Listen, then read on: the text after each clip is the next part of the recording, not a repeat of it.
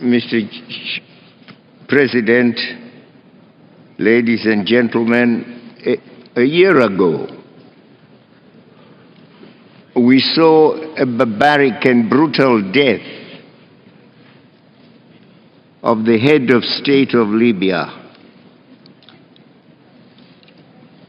a representative of his country, a member of the African Union. That death occurred in the context in which NATO was operating supposedly in order to protect civilians. As we, in spirit, join the United States in condemning that death, shall the United States also join us in condemning that barbaric death of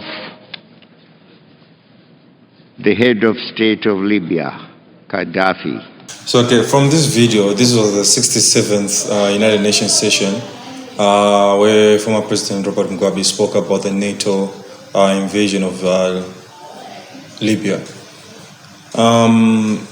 About 3 years ago, I read a speech of former American President Obama. Probably failing to plan for the day after what I think was the right thing to do in intervening in Libya.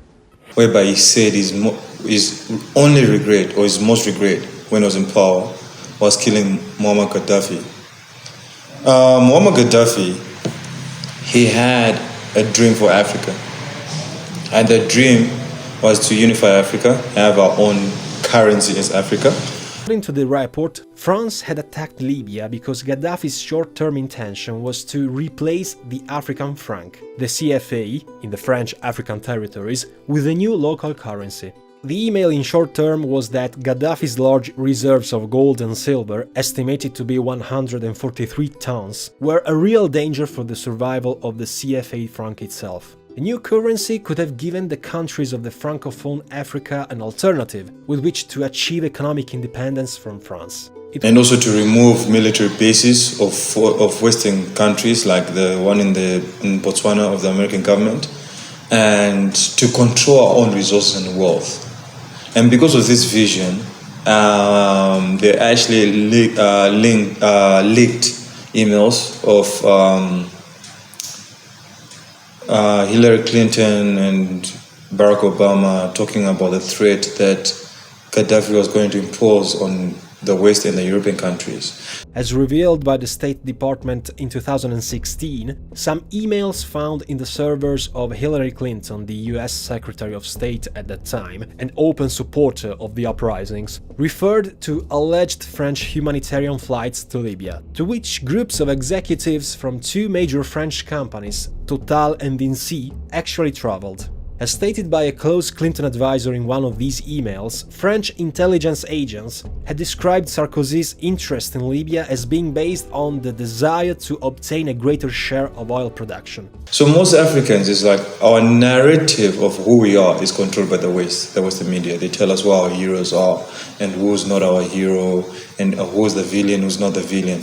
And it's one of the worst and first mistakes that African leaders let happen, because now not even one single African leader is safe from such an invasion.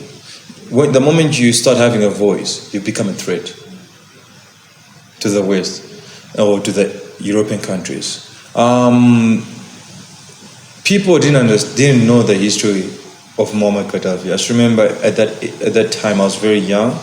And I just remember I would listen to my mom, they'll be like, Gaddafi was a dictator, he kills his own people, which is a lie. A gallon of fuel was actually more expensive than 500 mils of water. And if you look at Libya's history, it was a desert. These all built water canals within that desert. You built towns which were destroyed by NATO when they invaded Libya. This guy had foreign reserves in France, whereby till today the French government, they owe Libya billions of dollars, whereby they were built out of an economic crash.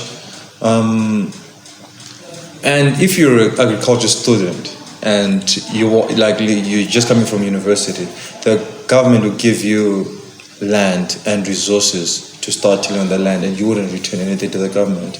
And if you're unemployed and you don't have anything, you're getting certain allowances every month from the government, coming from the oils that they had.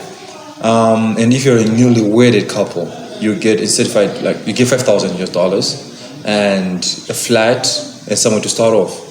And people didn't talk about that. But now when you look at Libya, it's the worst country in Africa in terms of infrastructure, because all the infrastructure was destroyed by NATO. We look at the economy. Right now in Libya, if you go on YouTube or even Google, there's human slavery that's happening today. But that wasn't such when Gaddafi was there. But because as Africans, we don't even have our own voice. We don't even believe in ourselves. We didn't see why Gaddafi was killed. And now with Gaddafi at that time being there and President Robert Mugabe being there at that time, having that voice and that boldness, it created a threat to the West. And also now it was started actually, these two figures were enlightening the youth. That's why if you notice, for me, I will say the only opposition party in Africa, for me, the only opposition party in Africa is EFF, Economic Freedom Fighters, led by Julius Malema, whom is one of his heroes is Robert Mugabe. Not even Nelson Mandela, who was the former president of South Africa, the country that he resides in, but Robert Mugabe and Muammar Gaddafi, because of the vision that they had for Africa, whereby it empowered black people, it empowered Africans. And that's why even with what he's running for, he's talking about black empowerment, unification of black people. These borders, they were placed there by colonialists, Belgium, UK, German, name them. So now with what's happening with NATO, how they try to bully Russia, do you know why Russia is safe? It's only because they have nuclear weapons. We as Africans, if we had nuclear weapons, if we had our own strong military base, most of the things that happen in Africa wouldn't happen. We would have our own voice. We would actually control our own resources. We could actually control even the price of our resources. The moment we start doing that, as Africa, having a unified currency, and we have a unified passport, and start saying that every person who's supposed to visit from the west or east, name it, who's not African, who's visiting Africa, they should have a visa and they should pay a certain amount. It's the same way we do it when we go to UK, Germany. They're very restrictive in terms of entering those countries, and you pay quite a lot of money to go there, but for them to come here, they don't. So why is this so? What's so special about them and not us? So, and also that's a way of also creating, bringing in money within our continent. We see the traffic of planes that come in. There should be tax and all those things. Mugabe warned us about NATO, but people didn't listen. And it's something that even certain presidents in Africa, they don't have a voice because they're scared. With what happened in Libya, it can happen to them. And it's now, as the youth, we should rise up, start defending our own base, start defending our own hometown, and bring in systems and structures that protect us from the West, from the East. Name it. That's what we should start doing. We should start having our own nuclear plants.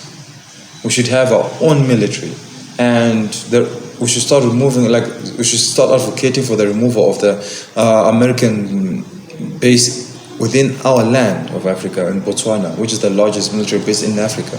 That needs to be removed because it imposes threat to all of Africa. If a country wants to rise up and say, no, we don't want this from the West, they can just go in and create propaganda, news and everything, and dictatorship, the same way they killed Gaddafi. So it's high time as Africans we start to be awake and stop listening to Western media. Why is it, if you've noticed, when the Russia and Ukraine war started, they banned the Russian television. Why did they ban it? Why did they restrict it from all channels from YouTube? Because they know that the moment they they did that, we could actually want to understand. Would like right now, the only story that we're hearing is from the allies of Ukraine and not Russia. So we want to know stories from both sides. We want to hear the views and the voice of Russians, why they invaded, why they're doing what they're doing, what's happening on the ground from their television. So why are they restricting those things? So as Africa as well, we need to start having our own tools, media tools, to control our own narrative, our own story. Because most of the things that we watch, that we see on television, they're not so. Do you know, if you sit down with black people in America, they will tell you how horrible America is.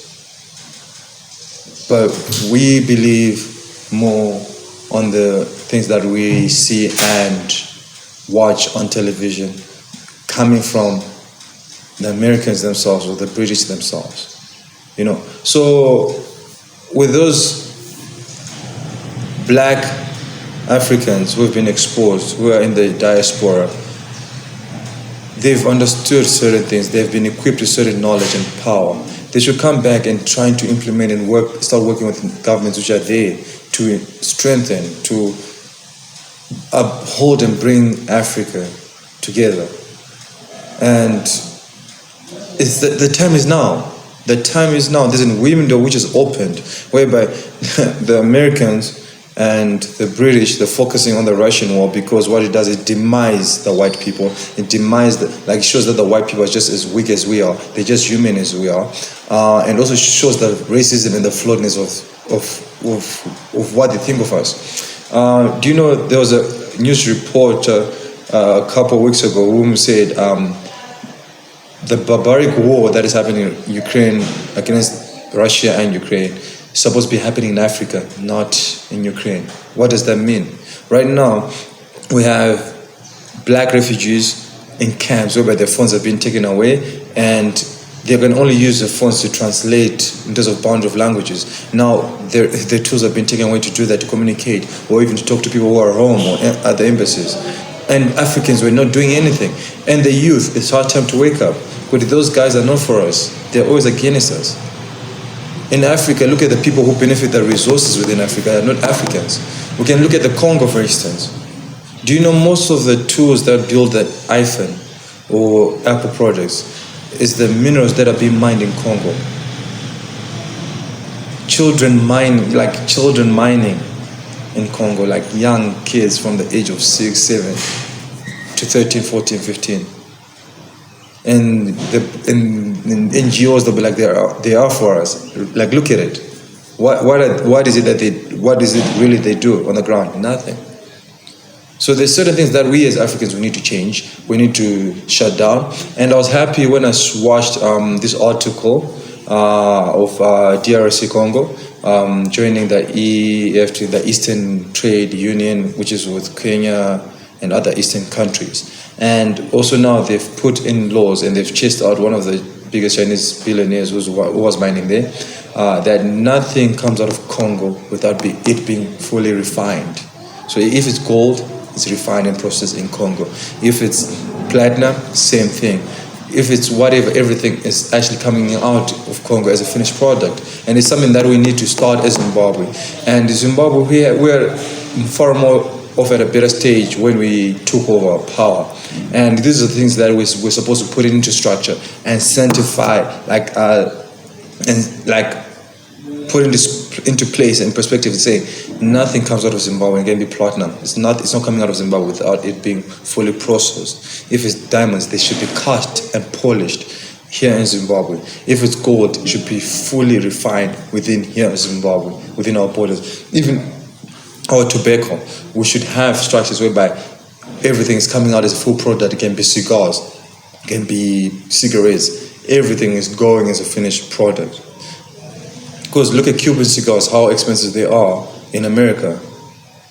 And I believe some of this actually, what they call Cuban cigars, and maybe even African tobacco, that they take into Cuba and then refine and then sell it as Cuban cigars. Because what is it that they're doing with the tobacco they're getting here in Zimbabwe? And Zimbabwe is one of the largest producers of tobacco.